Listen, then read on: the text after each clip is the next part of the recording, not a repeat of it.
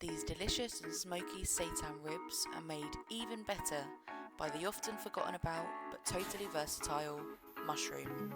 First, roughly chop these famous fungi, then heat oil in a frying pan and cook the mushrooms. After 5 minutes, add smoked paprika, garlic granules, onion granules and tomato paste.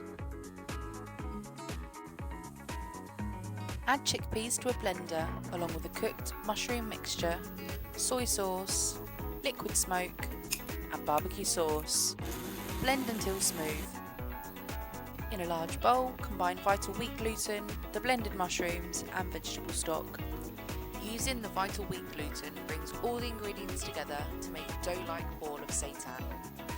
Once combined, knead for a few minutes and divide into 4. Flatten the pieces into rough rectangles, add them to a non-stick baking tray and brush with barbecue sauce.